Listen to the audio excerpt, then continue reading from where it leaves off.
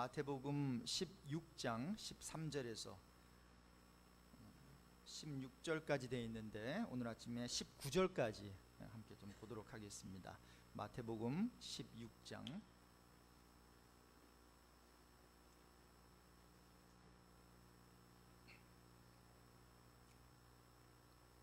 13절에서 우리 19절까지 한 절씩 교독합니다. 예수께서 가이사랴 빌립보 지방에 이르러 제자들에게 물어 가라사대 사람들이 인자를 누구라 하느냐? 가로되 더러는 세례 요한, 더러는 엘리야, 어떤 이는 예레미야나 선지자 중에 하나라 하나이다. 가라사대 너희는 나를 누구라 하느냐? 시몬 베드로가 대답하여 가로되 주는 그리스도시요 살아계신 하나님의 아들이시니이다. 예수께서 대답하여 가라사대 바요나 시몬아 내가 복이 있도다. 이를 내게 알게 한 이는 혈육이 아니요 하늘에 계신 내 아버지시니라. 또 내가 내게 이르노니 너는 베드로라. 내가 이 반석 위에 내 교회를 세우리니 음부의 권세가 이기지 못 같이 있습니다. 내가 천국 열쇠를 내게 주리니 내가 땅에서 무엇이든지 매면 하늘에서도 매일 것이요 내가 땅에서 무엇이든지 풀면 하늘에서도 풀리리라 하시고. 저는 가끔 결혼식에 참여하게 되는데요. 요즘 젊은 분들은 옛날에는 교회당에서 예배당에서 그 결혼 예식을 많이 했는데 요즘에는 그 야외 결혼식장을 선호하는 추세더라고요. 몇십 년 전에 비해서 결혼식이 더 많이 성대해졌고 화려해진 것 같다는 생각이 들어요. 그 무엇보다도 옛날에는 부모님의 친구, 교회 다니는 분들이면은 광고만 내면은 다 그냥 오면 됐어요, 그렇죠? 그래서 이제 뷔페 음식을 하니까 어느 정도 좀 몇십 명이 더 와도 먹을 수 있고, 그래서 어떤 분은 토요일마다 끼니를 걱정하지 않았던 시대가 바로 80년대 시대였다 이렇게 말하는 분도 있어요. 근데 요즘은 어떻습니까? RSVP를 해야 돼요. 그리고 자녀들이요 정말 자기네들을 축복해주고 싶은 사람만 부른다고요. 그래서 이제 부모님도 내 친구들 좀 와야 되는데 하면은 꼭 와야 돼요 아빠? 하면서 그냥 그 남보 주잖아요. 20명? 20명이면 돼요. 참 시대가 많이 달라진 것 같습니다. 그런데 결혼식이 아무리 이렇게 성대하고 화려해도 신랑 신부가 그 서약과 함께 서로의 사랑과 신뢰를 고백하지 않으면 결혼은 절대로 이루어지지 않습니다. 이 주례하는 사람이 목사가 이제 신랑 신부에게 자 저를 따라 이제 서약합니다 했는데 이렇게 하기를 이제 원하십니까 했는데 대답을 안 했다라고 여러분 생각해 보십시오. 결혼이 이루어지지 않습니다. 신랑 신부의 서약과 서로를 향한 고백이 없으면 결혼식은 헛것이 됩니다. 그만큼 고백이 중요해요. 고백이 아무것도 아닌 것 같지만 그 신랑의 입에서 그 신부의 입에서 I do, 내가 당신을 나의 남편으로 나의 부인으로 받아들입니다. 이 고백은요 모든 결혼하는 부부 관계를 어떤 근거 삼을 수 있는 굉장히 중요한 이제 고백이 되는 것입니다. 그리고 우리 신앙도 마찬가지입니다. 하나님 앞에서 그분을 향한 우리의 신앙이 고백되어져야 합니다. 우리와 하나님과의 관계도 이 고백에 기초하고 있기 때문에 우리 주님께서는 이 고백을 굉장히 심각하게 받아들이십니다. 얼마나 심각하게 받아들이시는가 하면 마태복음 10장 23절에 우리 주님께서 이 같은 말씀을 하세요. 누구든지 사람 앞에서 나를 시인하면, 예수를 고백하면 나도 하늘에 계신 내 아버지 앞에서 저를 시인할 것이요 누구든지 사람 앞에서 나를 부인하면 나도 하늘에 계신 내 아버지 앞에서 저를 부인하리라. 우리 예수님께서 말씀하셨어요. 자, 우리 주님과 우리와의 관계는 이같이 고백의 관계입니다. 서로 시인하는 관계.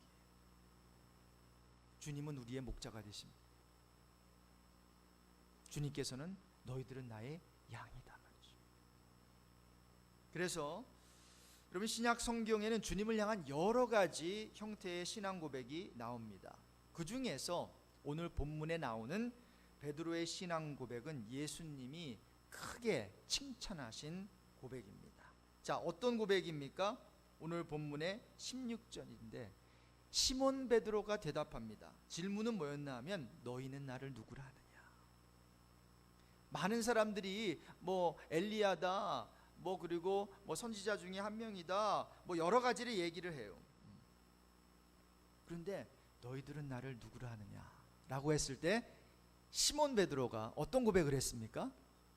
주는 그리스도시요 살아계신 하나님의 아들이십니다.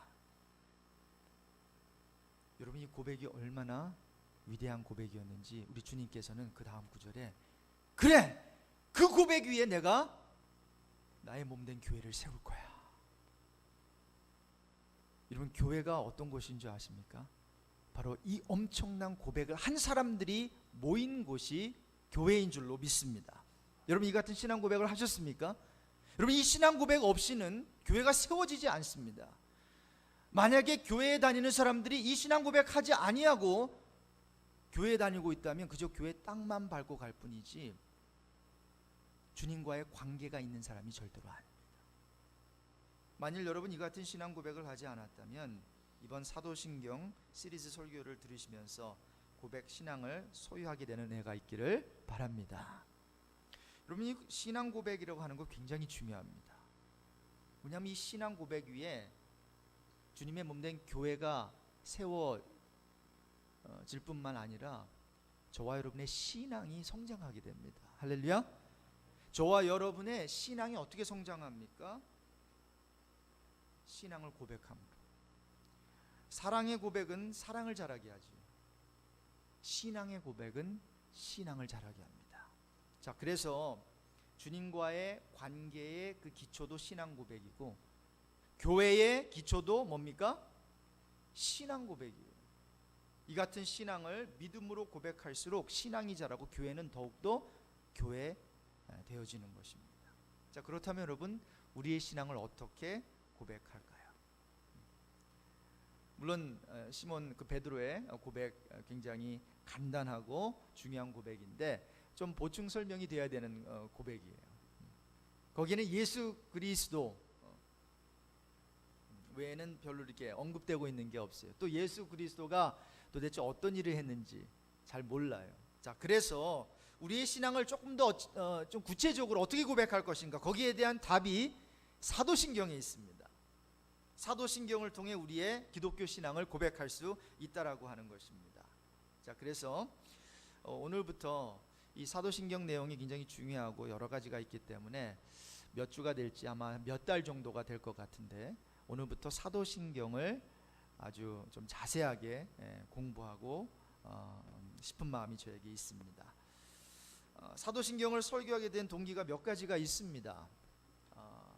그 첫 번째 이유는 뭔가 하면 어떻게 사는가 하는 것보다는 어떻게 믿는가가 더 중요하기 때문이에요. 아니, 둘 다 중요한데 어떻게 사는가는 무엇을 믿는가로부터 나오기 때문입니다. 요즘 많은 분들이 교회에 나옵니다. 그런데 많은 교회들이 지금 사도신경을 고백하고 있지 않기 때문에, 그리고 좀 세련된 예배는 사도신경을 고백하지 않는 예배다라고까지 착각하고 있는 사람들이 참 많기 때문에 이제 교회에 왔어요. 찬양은 부르고 또 예배는 드리는데 막상 1년, 3년, 10년 교회를 다녔음에도 불구하고 내가 지금 무엇을 믿고 있는지에 대해서 누가 물어보면 대답을 못해요. 그저 고작 한다는 게 교회 다니고 있습니다. 좋은 교회 다니고 있습니다. 그리고 자기가 다니는 교회의 목사님이 유명하다라고 하는 그거 한 가지 붙들고 마음의 위로를 얻고 있어요. 아, 저 목사님 설교 들으면 천국에 가겠지 말이죠. 여러분, 목사님 설교 듣는다고 천국 가는 거 아닙니다. 내가 지금 무엇을 믿고 있는지 알아야지.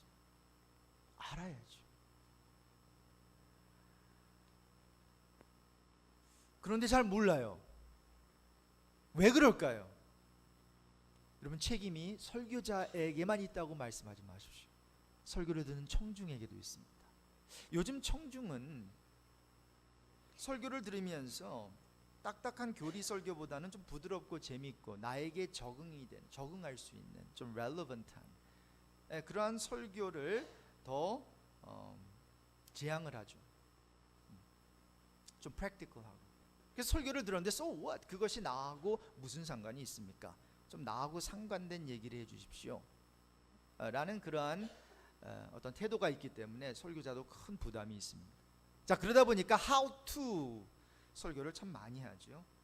어떻게 살아야 되는가. 그러다 보니까 설교를 듣는 가운데 어떤 면에서는 세미나에 참석한 것 같은 기분도 들고, 아니 이게 교회 안에서만 듣는 게 아니라 교회 바깥에서 어떤 생활 강좌, 꼭 교회만이 아니라 다른 데 가서도, 어떤 센터에 가서도 들을 수 있는 그러한 내용들이 교회 안에서 많이 전해지고 있습니다. 뭐 그것이 나쁘다라는 것은 아닌데 그것만 전하게 될 때 좀 문제가 생기지. 자, 그래서 how to live는 강조되면서도 what to believe는 그 내용이 잘 전해지지 않거나 약화되고 있는 게 지금 설교 현장입니다. 자, 그래서 이번 기회에 사도신경 공부를 하면서 저는 좀 딱딱한 내용일 수는 있긴 하지만 우리 크리스찬들이 도대체 뭘 믿고 있는지 꼼꼼히 하나하나 짚어보길 원하는 것입니다. 자, 여러분께 제가 질문을 하나 하겠습니다. 그리스도인이 반드시 필수적으로 믿어야 하는 것이 있다면 무엇일까요? 그리고 그 질문을 믿지 않는 사람이 야, 너 크리스찬인데 반드시 필수적으로 믿어야 하는 게 뭐냐? 라고 했을 때 여러분 어떻게 대답하시겠어요? 많이 들어왔는데 그렇게 어려운 질문은 아닌 것 같은데, 근데 이게 지금 정리가 안 돼 있습니다. 여러분, 이단, 특히 여호와의 증인과 교회를 다니는 크리스찬들의 차이가 뭔지 압니까? 그렇게 차이가 없습니다. 어떤 자신들이 믿는 어떠한 그 믿음의 대상에 대한 차이는 그렇게 없는데, 한 가지 차이가 있다면 그들은 공부합니다. 그들은 배우는데 열심을 냅니다. 내가 여호와의 증인이 된다라고 하는 것은 일주일에 두세 번 그들이 모이는 장소에 가서 성경을 들고 팝니다. 외웁니다. 전도하는 방법을 배웁니다. 숫자는 우리보다 적을지 몰라도 훈련은 강훈련을 합니다. 근데 어떻습니까? 개신교는 다릅니다.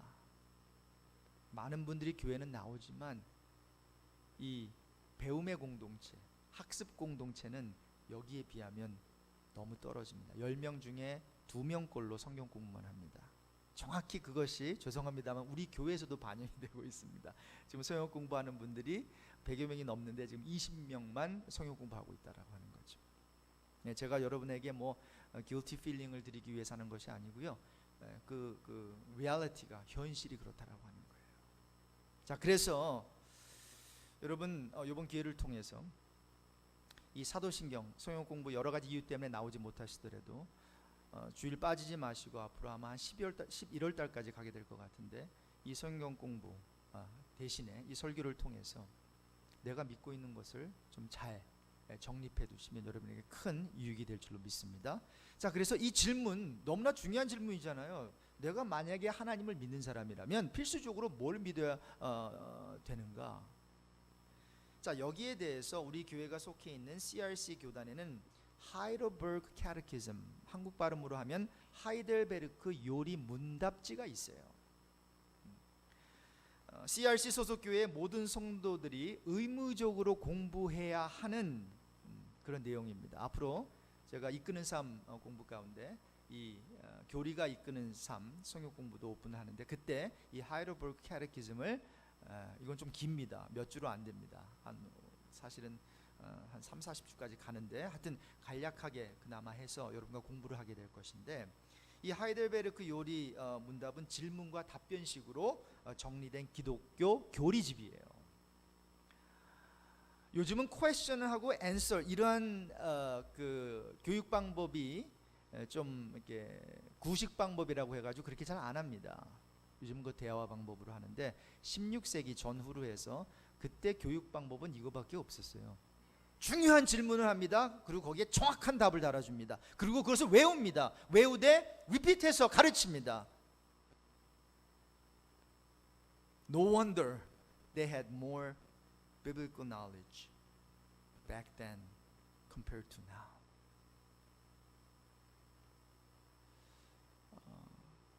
자, 그런데 이 하이델베르크 요리문답 제22번에 보면 이 질문을 하고 있는 거예요. 그리스도인이 반드시 필수적으로 믿어야 하는 것이 무엇입니까? 라고 질문하고 있는데 답은 다음과 같이 제시되고 있습니다. 복음 안에서 우리에게 약속된 것 전부를 믿어야 합니다. 그것은 사도신경 안에 잘 요약이 되어 있는데 사도신경은 일반적이고 의심할 수 없는 기독교 신앙을 요약한 조항들입니다 라고 되어 있어요. 그리고 사도신경이 이 정도로 중요합니다. 저와 여러분이 저 하나님을 믿고 있는데 반드시 필수적으로 믿어야 하는 그 믿음의 내용들이 이제 공부하게 될 사도신경에 고스란히 다 담겨져 있어요. 자, 그런데 말씀드린 대로 교회 안에서 기독교 교리 공부를 게을리했기 때문에 어떻게 됐습니까? 그러다 보니까 요즘 기독교 교리가 교회 안에서 너무 많이 약화되어 버렸습니다. 사도신경을 설교하게 된 또 하나의 이유이기도 한데, 여러분 성경에 보면 믿음은 하나여야 됩니다. 소망도 하나입니다. 하나님도 한 분이시라 그래요. 에베소서 4장 기록된 내용 보면 성령도 하나예요. 주도 하나예요. 세례도 하나예요. 근데 요즘 성도들의 믿음의 내용이 많이 변질되어 가고 있다 보니까 막 헷갈리는 거예요. 특히 요즘 다원주의의 영향을 굉장히 많이 받고 있지 않습니까? 자, 예수 그리스도가 구원의 한 방편이라는 거예요.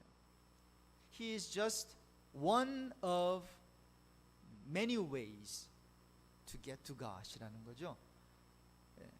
그래서 모든 종교도 하나님께서 사용하셔서 이 진리라고 하는 것을 산으로 비교한다면 그 산으로 올라가는데 문이, 다른 말로 하면 길이 많다는 게 다원주의입니다. 여러분 이걸 우린 조심해야 합니다. 여러분 그래서 예수님께서는 기독교의 구원을 산에 비유하지 않고 그래서 문에 비유한 거예요.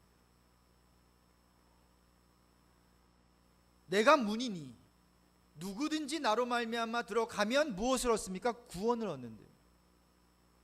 또 들어가며 나오며 꼴을 얻으리라. 요한복음 14장 6절에 내가 곧 길이요 진리요 생명이니 나로 말미암지 않고는 아버지께로 올 자가 없느니라 그랬어요. 하나님께로 올 자가 없어요. 즉 하나님께로 가기 위한 다른 길, 다른 방법, 다른 문은 없다는 것입니다. 여러분 이것을 여러분의 입술로 고백하실 수 있습니까? 여러분 고백하실 수 없다면 저를 찾아와 주셔야 됩니다.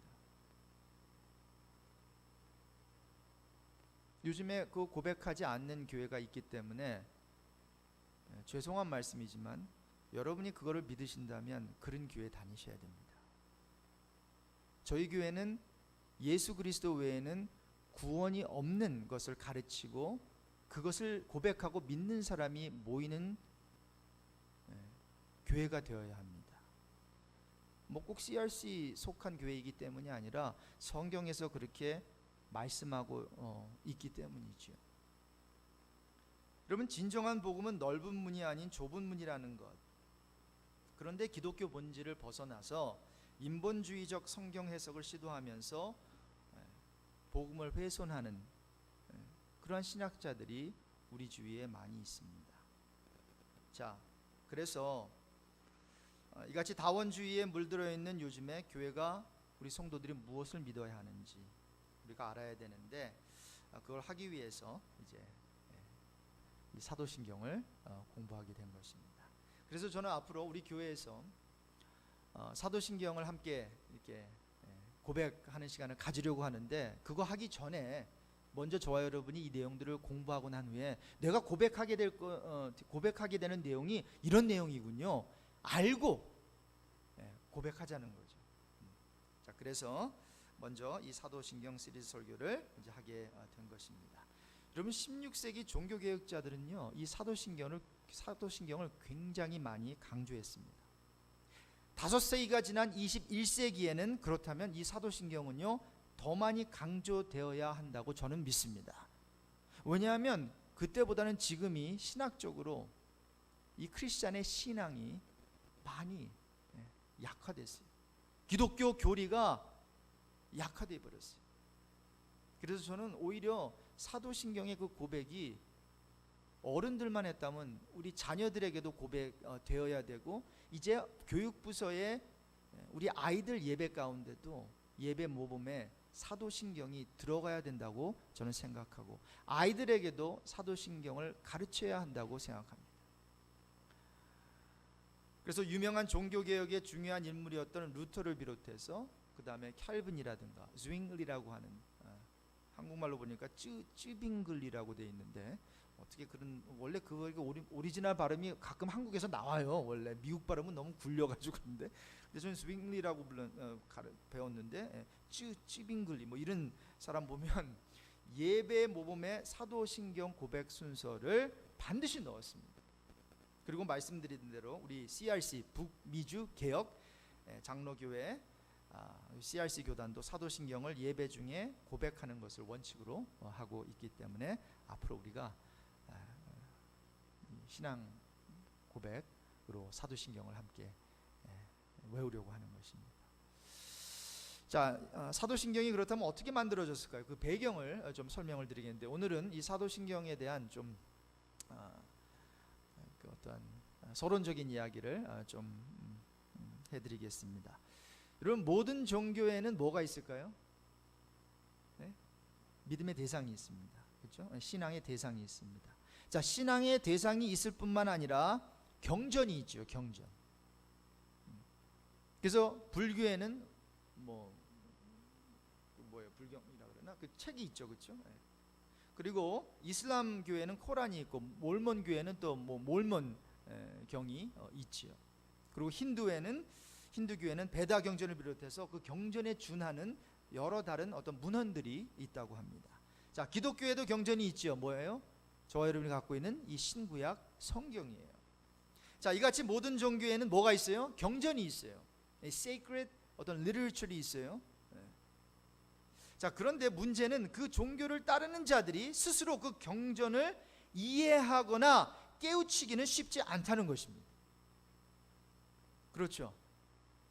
자, 그래서 그 경전의 내용을 잘 요약해서 정리해 놓기 마련인데, 그것을 가리켜서 신조 또는 신경, 영어로는 creed가 되는 것입니다.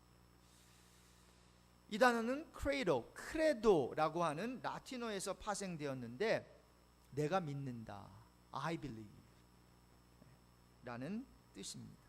자, 그래서 사도신경은 쉽게 설명하자면 사도들이 믿고 가르친 내용을 담고 있어요.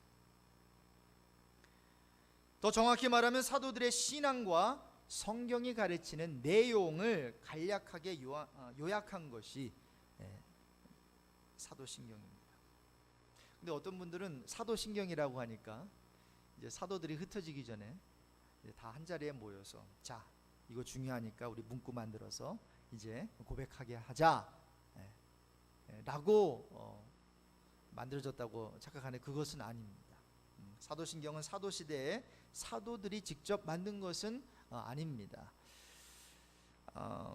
그래서 사도들이 직접 우리가 사용하고 있는 그 글자 그대로를 고백한 것이 아니고, 오히려 사도들의 신앙이 어디에 고스란히 담겨져 있습니까? 신약 성경에 담겨져 있잖아요. 특히 서신들을 통해서. 자, 그래서 신약 성경이 가르치는 바를 간략하게 이 구원 신앙의 고백과 세례와 입교에 사용할 수 있도록 만들어 놓은 신앙 고백이에요. 그런데 여러분, 이 사도신경은 하지만 초대교회 때부터 그 주요 내용의 뼈대가 만들어졌어요. 그러면 사도신경은 오늘 본문에 기록된 그 베드로의 고백에서 유래된 것으로 보는 학자들이 있습니다.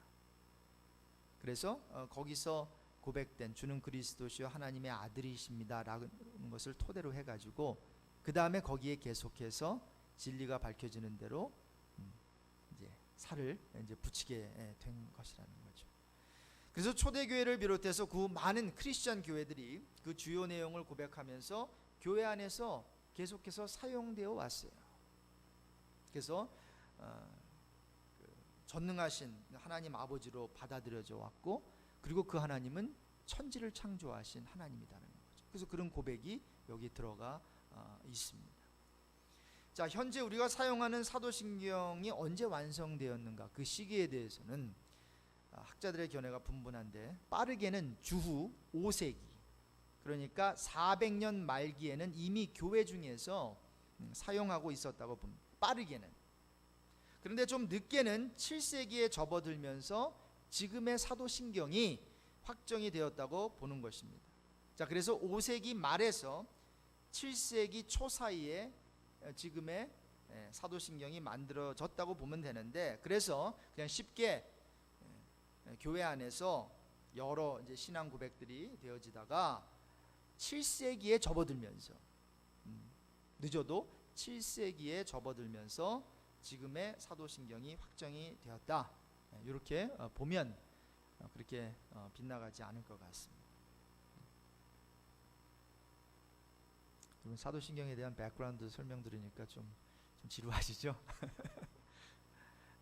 근데 여러분, 이러한 어떤 내용을 정리하고 있으면요, 앞으로 그 사도신경 여러분이 외우고 또한 고백하는데 이게 아무것도 아닌 것 같은데요, 이러한 또 나름대로 뭐 전문 지식 아닙니까, 그렇죠? 사도신경에 대한 이것을 알고 고백하는 거하고 모르고 고백하는 거요, 굉장히 차이가 있습니다. 그래서 제가 그래서 고민이에요. 여러분, 사도신경 제가 사실 설교하고 사도신경 이제 사용할 것입니다라고 한 게 몇 달 됐지요. 그런데 제가 미뤘어요. 왜냐하면 참 조금 더 이렇게 렐러번트하고 말이죠, 그리고 좀 생활에 도움이 되고 좀 격려가 되고 하는 그런 설교를 해야 좀 사람들이 도울 텐데, 이거는 좀 약간 딱딱하고 너무나 중요하지만 이 설교를 하면 얼마나 많은 사람들이 예배 열심히 나올까라고 하는 그런 부담감이 좀 있었어요. 하지만 이제 9월을 맞이하면서 이제 2013년도 4개월밖에 남지 않았는데, 어떻게 하면은 하나님께 반듯한 교회로 저부터 또 우리 성도들이 세워질 수 있을까, 거기에 포커스를 두니까 답이 나와요. 어떻게 사람들을 모을까, 어떻게 사람들이 하면 더 많이 나올까, 여기에 포커스를 하니까 답이 안 나오고 제 마음이 참 이게 길이 안 보이더라고요. 그런데 어떻게 하면은 우리 교회가 하나님 앞에 바로 서고, 어떻게 하면은 한 성도라도 하나님 앞에 바로 신앙으로 성경의 어떠한 기초에서 세워드리게 할까, 여기다가 포커스를 하니까요, 답이 금방 나오더라고요. 그래서 저에게도 부담이 되지만 여러분에게도 부담이 되는 이 사도신경 설교 시리즈를 하게 된 것입니다. 그래서 여러분들이 조금 더 열심을 내주시고 이러한 내용들을 좀 약간 신학교에서 들을 수 있는 그런 내용 강의식으로 좀 될 수가 있는데, 저는 최대한으로 좀 여러 가지 앞으로 예화와 또 이런 걸 사용해 가면서 귀에 쏙쏙 들어올 수 있도록 제가 노력을 하겠는데, 여러분도 귀를 쫑긋 세우시고 설교를 들어주시면 고맙겠습니다. 우리 옆에 분에게 한번 이렇게 말해 볼까요? 당신 귀가 쫑긋 섰네.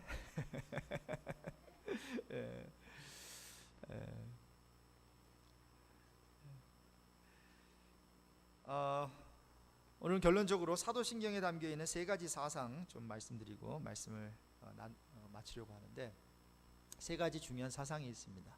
자, 첫 번째 그 사도신경에 있는 사상은 뭔가 하면, 하나님의 존재를 증명하지 않아요. 전제하고 있을 뿐입니다. 제가 오늘 목회 칼럼에 실었는데요, 우리 성경전서 개역개정 4판을 우리 앞에 이제 앞으로 교회에서 사용할 텐데, 그 앞에 보면 옛날 사도신경과 새 사도신경, 옛날 주기도문과 새 주기도문이 이제 이제 번역이 되어 있습니다, 새로. 그래서 이제 교회 안에서도 이제 옛날 주기도문을 더 이상 하지 않고 새 주기도문, 옛날 사도신경이 아니라 새 사도신경을 이제 사용하게 되는데, 현대식으로 더 이렇게 매끄럽게 문장이 잘 이렇게 표현이 되어 있거든요. 한번 우리 사도신경 제 그 주보 뒤에 새 사도신경을 한번 함께 낭독해 보겠습니다. 같이 읽겠습니다. 나는 전능하신 아버지 하나님 천지의 창조주를 믿습니다. 나는 그의 유일하신 아들 우리 주 예수 그리스도를 믿습니다. 그는 성령으로 잉태되어 동정녀 마리아에게서 나시고 본디오 빌라도에게 고난을 받아 십자가에 못 박혀 죽으시고 장사된 지 사흘 만에 죽은 자 가운데서 다시 살아나셨으며 하늘에 오르시어 전능하신 아버지 하나님 우편에 앉아 계시다가 거기로부터 살아있는 자와 죽은 자를 심판하러 오십니다. 나는 성령을 믿으며 거룩한 공교회와 성도의 교제와 죄를 용서받는 것과 몸의 부활과 영생을 믿습니다. 아멘. 자, 굉장히 중요한 고백인데 아예 처음부터 뭐라고 합니까? 나는 믿습니다라고 나오죠. 누구를? 전능하신 아버지 하나님, 천지의 창조주 하나님을 믿습니다. 창세기 1장 1절에 있는 그 내용, 거기서 하는 그 어떠한 분위기와 비슷하죠. 태초에 하나님이 천지를 창조하셨대요. 자, 이와 같이 성경처럼 하나님의 존재를 전제로 하고 사도신경이 시작된다는 거예요. 뭐 입증하려던가 하나님이 살아계신다는 것을 프루브하려고 하지 않아요. 자, 여러분, 여기서 제가 잠깐 말씀드리고 싶은 것은 뭔가 하면 기독교 신앙은요, 알고 믿게 되는 부분도 있지만 믿고 난 후에 알게 되는 부분이 더 많을 수가 있습니다. 그래서 제가 기독교 신앙을 처음 접하는 분들이나 저희 교회에서도 지금 성경 공부를 하면서 처음으로 난생 처음 성경 공부를 하는 분들이 몇 분 계신데 제가 이런 얘기를 합니다. 성경을 읽을 때 믿으려고 읽지 마시고 성경에 기록된 것이 무엇인지, 성경에 도대체 무엇이 기록되어 있는지 알아보려고 읽으십시오. 그래야 부담이 없습니다. 일단은. 왜냐하면 성경을 믿기 위해서 읽다 보면요, 믿어지지 않는 게 한두 가지가 아니거든요. 특별히 이게 과학적으로 생각하고 또 여러 가지 또 머리가 또 비상하신 분들은 여러 가지 논리를 전개시킬 수 있거든요. 그래서 이게 안 믿어집니다. 자, 그래서 성경을 읽을 때는 여러분 혹시 성경을 아직까지도 믿지 못하시는 분들, 그래서 성경을 안 읽으시는 분이 있다면요, 믿으려고 성경을 읽지 마시고 성경에 무엇이 기록되었는지, 하나님에 대해서, 예수님에 대해서, 성령님에 대해서 무엇라고 말씀하고 있는지 알아보시기 위해서 여러분 일단 읽으십시오. 자, 그렇게 하다 보면 읽는 가운데 믿음이 생길 수 있어요. 신앙이 생깁니다. 그러면서 전에는 말도 안 돼라고 했던 어떠한 나의 어떤 마음의 자세가 그럴 수도 있겠네. 그러면서 마음의 문이 조금 열려지는 거죠. 그러면서 계속해서 읽어요. 그러면서 하나님을, 예수님을, 성령님을 인격적으로 만나게 되고 이제 체험하게 되는 것입니다. 두 번째 사상은 뭔가 하면 삼위일체 하나님의 사상이 담겨져 있습니다. 사도신경의 전체 구조를 보면 다음 세 부분으로 크게 나누어져 있죠. 성부 하나님을 향한 신앙 고백. 그래서 나는 전능하신 아버지 하나님 천지의 창조주를 믿습니다. 그 다음에 두 번째로는 성자 하나님, 예수님을 향한 신앙 고백이 이제 그 메인 포인트죠. 그렇죠? 나는 그의 유일하신 아들 우리 주 예수 그리스도를 믿습니다 라고 하면서 그 예수 그리스도에 대한 그런 내용, 신앙 고백의 내용이 쫙 이제 나오고, 마지막으로 성령 하나님을 향한 신앙 고백, 나는 성령을 믿으며. 자, 그래서 한 가지 알 수 있는 것은 성부 하나님과 성령 하나님에 대한 고백은 간략하고 성자 하나님 예수님에 대한 고백은 상대적으로 길다라고 하는 것은 그만큼 기독교가 뭐예요? 예수 그리스도 중심의 신앙임을 암시해주고 있는 것입니다. 하나님을 어떻게 알 수 있습니까? 예수 그리스도를 통해서 하나님을 알 수 있고,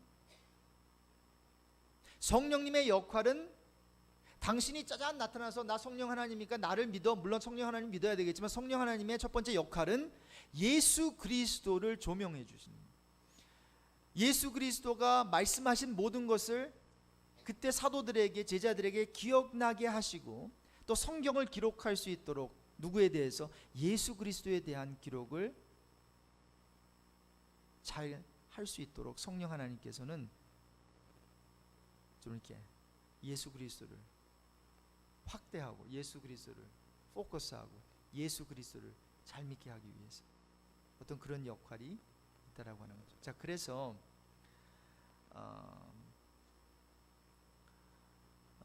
앞에 부분에 간단하게 하나님에 대한 고백, 마지막 부분에 성령님의 고백, 그리고 중간에서는 예수 그리스도에 대한 고백이 쫙. 그래서 외아들로 탄생한 거, 동정녀 탄생, 뭐 고난받고 죽으신 예수, 부활하신 예수, 승천하신 예수, 재림 예수, 뭐 이렇게 쫙 믿는다라고 나와 있어요. 다음 주부터 그걸 하나하나 우리가 살펴볼 텐데, 이 삼위일체 하나님의 사상이 담겨져 있는 이유, 그리고 특별히 이 예수 그리스도에 대해서 이렇게 좀 간략하지만 그러나 자세하게 설명되어진 이유는 초대교회 이후에 이 예수 그리스도에 대한 복음이 이제 막 이제 전해지기 시작했는데, 또 여러 사람을 통해 가지고, 그런데 복음 설교가 이 다르게 전해지기 시작했어요. 엉뚱한 예수님이 그런 분이 아닌데 엉뚱한 예수를 전하고 있고, 그리고 뭐 도마복음이라는 것도 막 우리가 이제 있는 거 알잖아요, 그렇죠? 타마스 도마가 쓴 복음, 거기에 보면은 또 이상한 어떠한, 그래서 성경에 우리가 집어넣지는 않는데, 그래서 이상한 예수님이 아닌 다른 그리스도의 복음이 전해지기 시작해서 그것을 그렇게 하지 못하게 하기 위해서 교회의 방침으로 이제 예수 그리스도가 어떤 분인지 신앙 고백 그 내용을 여기다 정리를 이제 해 놓은 것입니다. 마지막으로 기독교 믿음의 내용이 담겨져 있습니다. 기억하십시오. 신앙에는 반드시 내용이 있어야 합니다. 신앙의 대상이 누구이고 내가 뭘 믿고 있는지를 반드시 알아야 제대로 믿을 수 있는데, 자, 그래서 우리 다음 주에는 우리 하나님, 창조주 하나님, 전능하신 하나님에 대해서 살펴보면서 우리의 믿음의 주요 온전케 하신 이인 예수에 대해서는 제가 한 6편의 설교로 한번 나눠 가지고 설교하고, 그 다음에 성령, 도대체 우리가 성령을 믿는데 성령님이 어떤 분인지, 교회를 믿는다 그랬잖아요. 우리가 믿고 있는 교회가 뭔지, 성도의 교제를 믿는다 그랬거든요. 성도의 교제가 뭔지, 그리고 마지막으로 부활과 영생을 믿는다 그랬거든요. 굉장히 중요한 토픽이죠. 이것이 무엇인지 앞으로 제가 좀 이걸 이렇게 두세 개 설교를 같이 묶어서 한다면 11월 중순까지 마칠 수 있을 것 같고, 하나하나 조금 더 개별적으로 자세히 다룬다면 중간에 말씀 집회 한 번이 있어서 부흥 강사 목사님이 오셔서 한 주를 설교하기 때문에 11월 24일까지 마치게 되는데 어떻게 될지 모르겠습니다. 하나님께서 인도해 주시는 대로 11월 지나가기 전까지는, 12월 되기 전까지는 마치려고 하는데, 여러분들께서 좀 공부한다라는 그런 마음을 가지고 잘 배우셨으면 좋겠습니다. 기도하겠습니다.